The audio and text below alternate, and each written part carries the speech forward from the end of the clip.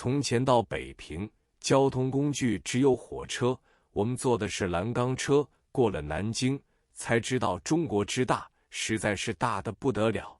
火车一共要走3日3夜，每到一个站，站上都有许多小贩摊来兜售土产，一篮篮一包包的东西，只要6个铜元至8个铜元。唯有到德州，有一种熏鸡，每只要卖到小洋2角。初时我认为太贵，只想买2只。后来一想，蓝钢车餐厅的大菜每克要小洋6角，那么不如多买2只，也可以代替一餐。料不到德州熏鸡肉质既肥且嫩，香味浓郁，口夹留香，舌本生甘，简直是从未吃过的珍品。火车进入山东境内，因为地近枣庄，有一种红枣，色泽鲜红，形如鸡心一般，每一篓卖铜元8枚。我觉得东西虽好，价钱太贵，只要买2篓。那个小贩出取一粒红枣，朝地下一掷，竟然砰然有声，分裂成为2、3块，足见这种红枣清脆异常。于是我又多买了2篓。火车一开动，开始吃枣，脆既脆得不得了，甜亦甜得很适度，而且无核的，所以我俩一下子就吃光4篓，代替了一餐。计算起来，比吃大菜又美又廉，省了许多钱。到了北京，那时称北平，火车总站已有亲友在接车。接触到眼帘的就是大前门的伟大建筑。本来从前上海有一种大前门香烟，就以大前门为标记，但亲历其境一看，就觉得全然不同。这是一庭复式的城楼，高不可攀，伟大无可比拟，自己顿时觉得渺小得很。亲友们为我俩雇了2辆人力车，人力车在上海称为黄包车，在香港称手车，在北平称胶皮。意思是这种车轮用塑胶橡皮来制的，那时北平汽车不多，通常都是坐这种胶皮来往的。一会儿，胶皮拉我们经过正阳门，正阳门比大前门小得多了。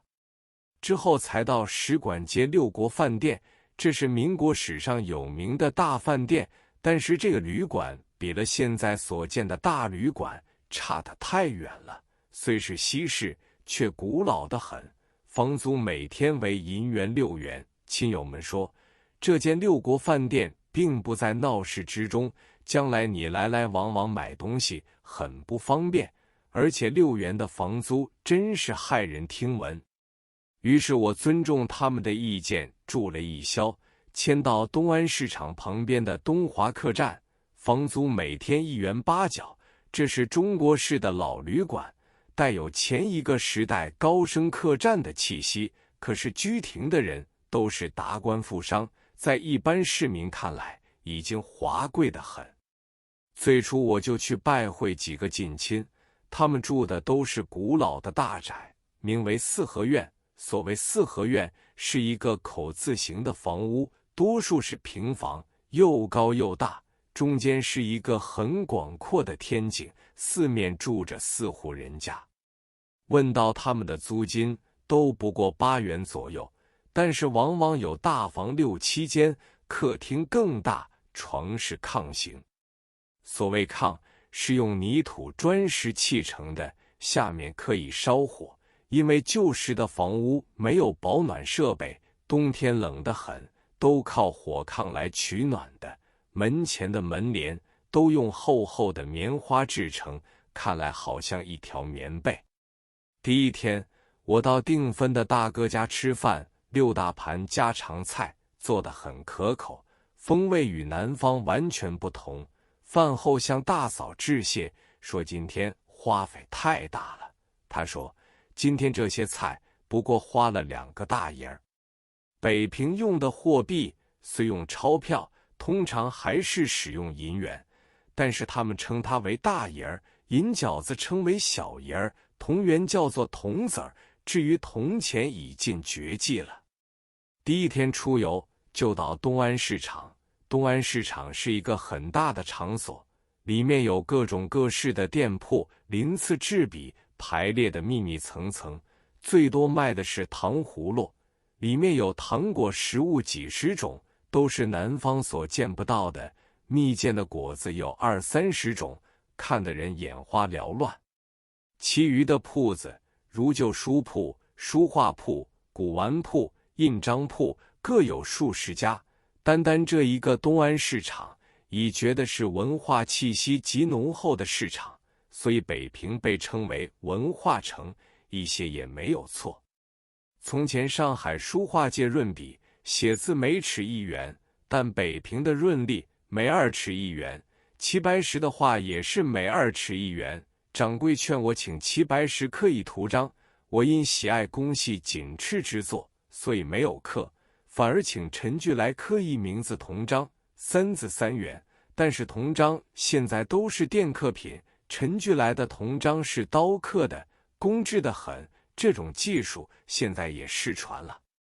晚间二哥请客，席设东来顺饭庄，这是一家清代以来有名的菜馆，一半开在马路的南面，一半开在马路的北面，是2个大花园。原定在新厅摆酒，我则要求在旧厅，因为清宫13朝演义上说，有一位皇帝微服出巡，独自在东来顺小酌，饮到高兴时，就唱起戏来。谁知隔壁房间有一个票友，竟喝了一个倒彩，接着那人跟着唱下去，唱得连皇帝都佩服他，折茧相邀，成为密友。我问这间房子在哪里？二哥说好，我们就到那间屋子里去吃吧。只觉这间房的确窗明几净，挂的书画都是名人手迹，我高兴至极。8个人都吃得醺醺大醉，结账时只付了7个大银儿。我觉得北平的生活不仅比上海好，而且物价也便宜得多。北方产的水果集中在北平，品种多得很。按照我那时日记上所记载的，小儿梨每一个铜元2枚，桃子每个铜元1枚，雅儿梨、烟台梨、莱阳梨每斤只收1角。有一种苹果又熟又甜，每个铜元2枚，又有一种牛奶葡萄和玫瑰葡萄，每斤小洋1角半，是最精致名贵的水果了。鸡蛋每只铜元1枚，鸭蛋更便宜，但鸽蛋就比较贵，要卖到2个铜元。制成品如北平松花皮蛋，也只卖铜元1枚。还有一种很大的糟蛋，是用鹅蛋做的，放在瓦罐里，2个蛋只卖铜元4枚。蔬菜方面，要比上海便宜到1/3。我的几个亲戚都是大学教授，月薪高达80元，即使家中人多，也是月月有盈余的。最初几天，我就想要到琉璃厂，但是因游览的地方实在多，买书的时间怎样也挤不出来。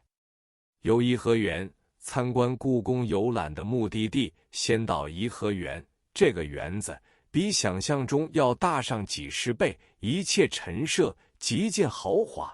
当然，这是清廷那拉氏挪用海军经费数千万两所造成的辉煌盛绩。在颐和园进门处，见到有一座极大的假山，是用整块巨大天然的岩石来雕琢成的。旁边有块铜牌，说明某年某月某省巡抚献时，注明用民夫几千几百运到某省某地，因某省巡抚身故，即由他省巡抚继续故宫搬运，又运了1年几个月，才运到直隶省。一路上逢山开道、逢水建桥等等字样，可见当时耗费民力之大了。